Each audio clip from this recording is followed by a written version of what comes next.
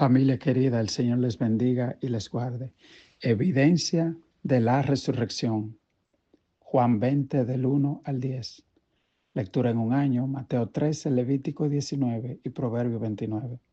Hablar de la resurrección de Jesús es hablar del tema central de la fe cristiana. Primero, se cumplen en ella las Escrituras. La Biblia dice en Juan capítulo 10, verso 11, que Jesús dijo: yo soy el buen pastor. El buen pastor su vida da por las ovejas. Y luego él dijo en el verso 17, por eso me ama el Padre, porque yo pongo mi vida para volverla a tomar. Nadie me la quita, sino que yo de mí mismo la pongo. Tengo poder para ponerla y tengo poder para volverla a tomar. Este mandamiento recibí de mi Padre. Hermano, Jesús siempre habla con mucha humildad y mucha gracia, y aún los milagros. Él decía, ve y muéstrate, y no andaba haciendo alarde de los milagros, pero él a veces sacaba y decía, miren, no se equivoquen, yo soy quien pongo mi vida voluntariamente. Nadie tiene poder para quitármela. Yo la pongo y yo tengo poder para... Y por eso el Padre me ama, porque yo me ofrezco como una ofrenda.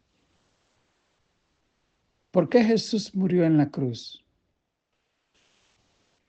Vamos a entender un poquito hoy la gran importancia que tiene la resurrección. Vamos a leer en Juan 20 y nos dice, el primer día de la semana, María Magdalena fue de mañana, siendo aún oscuro, al sepulcro, y vio quitada la piedra del sepulcro.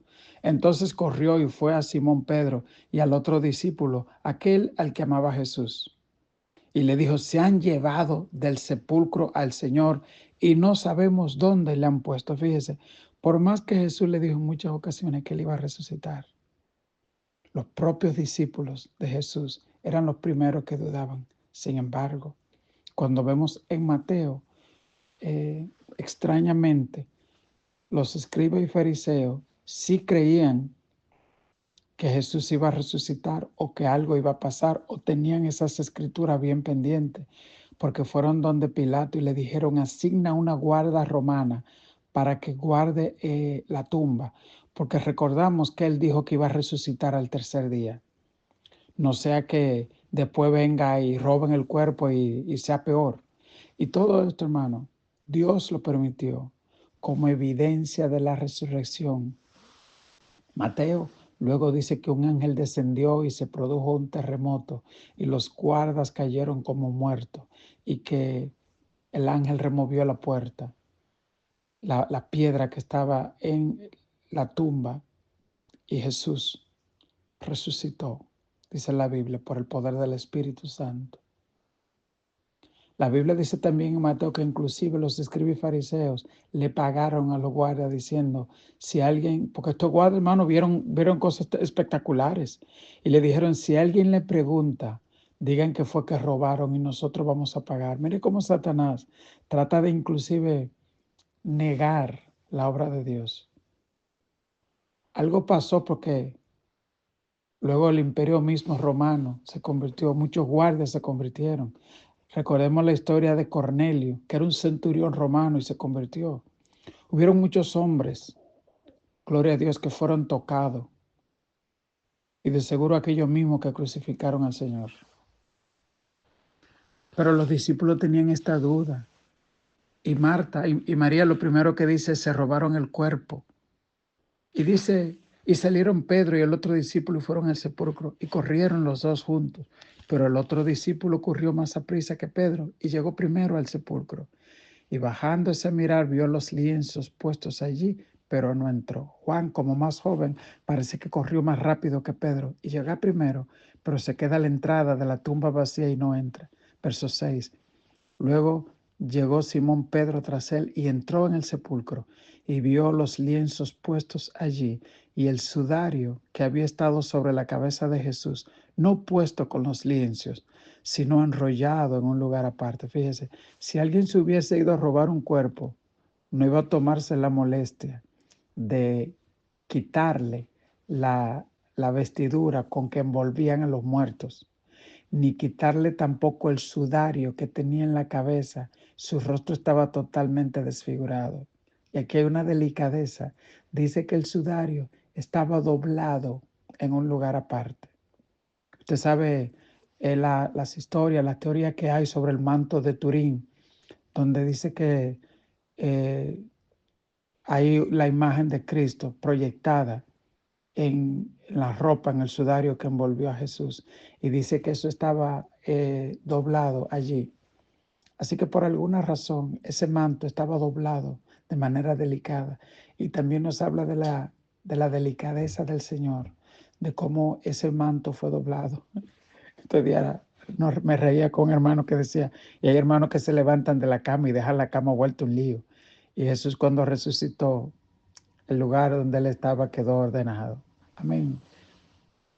Continuando dice, entonces entró también el otro discípulo que había venido primero al sepulcro y vio y creyó, porque aún no habían entendido la escritura que era necesario que él resucitase de los muertos.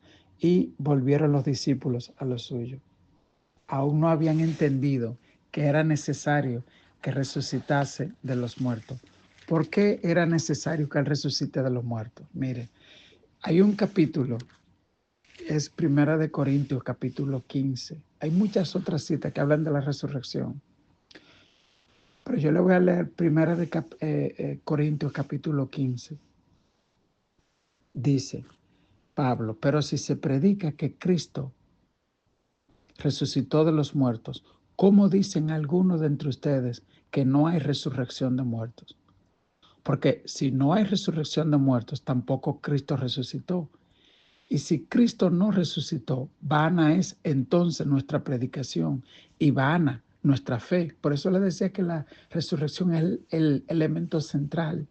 Porque Cristo dijo, estaba profetizado, hermano, desde la antigüedad, que el Hijo de Dios iba a dar su vida en rescate por los pecadores, que la paga del pecado es muerte y que Él iba a pagar el precio, pero que Él iba a resucitar de entre los muertos. Y que Él iba a ser primicia y que así como Él resucitó, también a los que creen en Él, Él los resucitaría.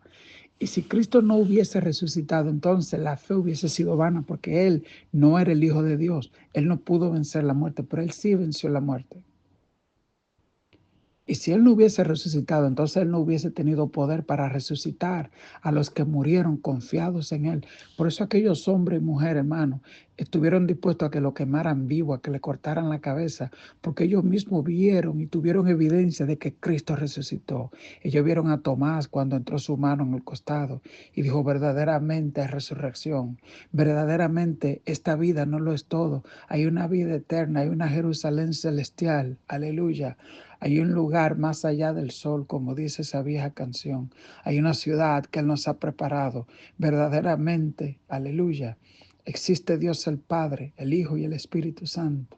Fue confirmado porque Jesús dijo, conviene que yo me vaya, porque cuando me vaya enviaré al Espíritu Santo. Y dice la Biblia que el día de Pentecostés vino el Espíritu Santo y descendió sobre ellos tal como Jesús le había dicho. Si usted sigue leyendo en 1 Corintios 15, dice, y si Cristo no resucitó, vana es nuestra predicación, vana nuestra fe. Y somos hallados falsos testigos de Dios, porque hemos testificado de Dios que resucitó a Cristo, al cual no resucitó, si en verdad los muertos no resucitan. Porque si los muertos no resucitan, tampoco Cristo resucitó. Es que había algunas sectas que decían que no hay resurrección. Y Pablo dijo, claro que resucitó. Así como Cristo resucitó, también los muertos van a resucitar. Y dice Pablo, y si Cristo no resucitó, vuestra fe es vana y aún estáis muertos en vuestros pecados. Y los que durmieron en Cristo perecieron. Y si en esta vida solamente esperamos en Cristo, somos los más dignos de conmiseración de todos los hombres. Mas ahora Cristo ha resucitado de los muertos. Aleluya. Primicia de los que durmieron es hecho, dice Pablo. Porque por cuanto la muerte entró por un hombre, también por un hombre la resurrección de los muertos. ¿Entendió usted? Dice, como por Adán entró la muerte, por Cristo que es el segundo Adán, entró la vida, la resurrección. Y dice el verso 22, porque así como en Adán todos mueren, también en Cristo todos son vivificados. Dice Si usted continúa leyendo 1 Corintios 15, habían luego algunas preguntas. En el verso 35 dice, pero dirá alguno, ¿y cómo resucitarán los muertos? ¿Con qué cuerpo vendrán? Responde Pablo, necio, lo que tú siembras no se vivifica si no muere antes. Y lo que siembra no es el cuerpo que sale, sino el grano desnudo, ya sea de trigo o de otro grano. ¿Usted no entiende? Si usted entiende un granito de maíz, lo que sale de nuevo no es el granito de maíz. Es una mata totalmente diferente, es lo que está diciendo Pablo. Entonces dice Pablo, pero Dios da el cuerpo como Él quiso. No toda la carne es la misma carne, sino que una es la carne de los hombres y otra la de las bestias. Hay cuerpos celestiales y cuerpos terrenales. ¿Entendió? Pablo dice, tú ves cómo los hombres tienen un cuerpo de carne, así hay unos cuerpos diferentes como el de los ángeles, cuerpos celestiales. Y dice, una es la gloria del sol, otra la de la luna. Así también en la resurrección de los muertos se siembra en corrupción y se resucita en incorrupción. Se siembra en deshonra, se resucitará en gloria. Se siembra en debilidad, se resucita en poder. Se siembra cuerpo animal, se resucitará cuerpo espiritual. Hay cuerpo animal y hay cuerpo espiritual. Así también está escrito, fue hecho el primer hombre, Adán, alma viviente, y el posterior Adán, espíritu vivificante. ¿Qué está diciendo Pablo? Pablo está diciendo, mira, el cuerpo que Jesús resucitó era diferente al que él tenía. Ahora recuerde que Jesús comió pan, Tomás entró su mano en la hendidura, pero también Jesús podía atravesar pared. Él estaba aquí, estaba allá, se movía de manera diferente como se mueven los ángeles. Y eso es lo que Pablo está diciendo. En la resurrección, dice también la Biblia, seremos como los ángeles. ¿Ok? Entonces, dice el verso 47, el primer hombre, es decir, Adán, es de la tierra, el segundo hombre, que es el Señor, es del cielo.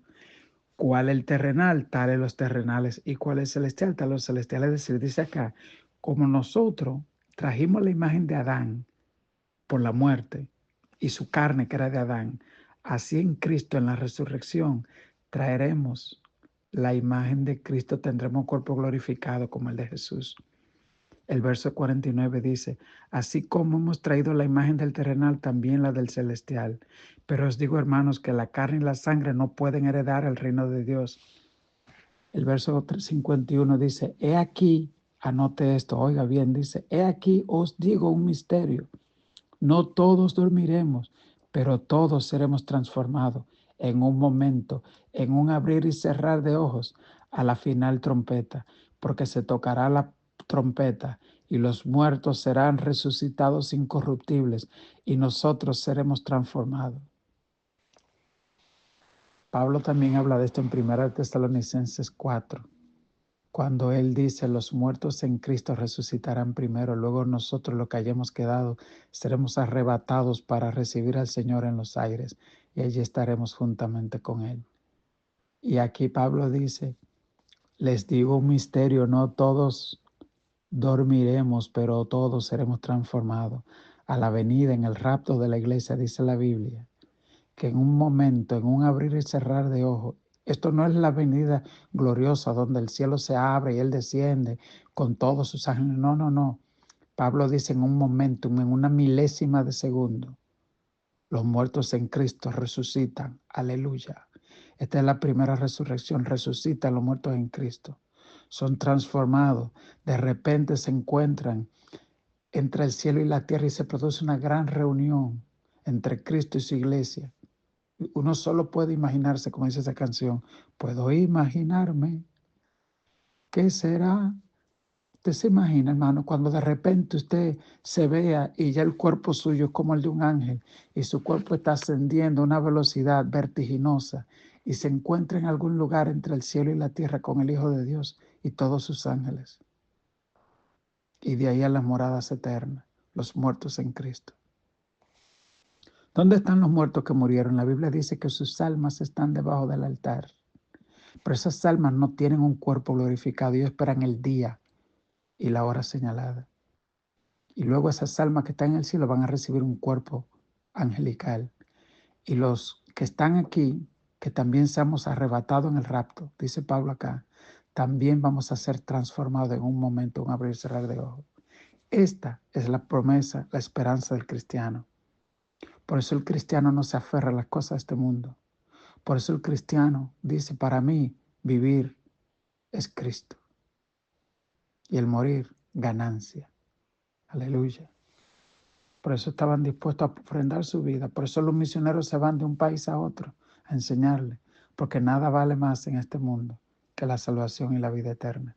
Que Dios te bendiga, que Dios te guarde y que tu nombre esté escrito en el libro de la vida. Si no has aceptado al Señor, yo te invito a que le digas, Señor, yo quiero estar en el número. Yo quiero ser de aquellos, Señor, que van a escuchar la final trompeta de la que habla aquí. ¿Sabe usted cuál es la final trompeta? Cuando usted oiga un shofar, usted va a ver que el shofar tiene 7 tonos. Tarat, tarat, tarat, van 3. Luego dice tarat, tarat, tarat, van 6. Luego viene la séptima. Tarat.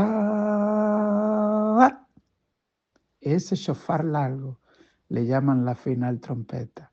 Prepárese, que un día de estos su espíritu va a escuchar ese sonido y cuando usted se venga a dar cuenta, ya va usted estará llegando al tercer cielo para ser reunido con todos los ángeles y con nuestro Señor. Dios te bendiga, Dios te guarde.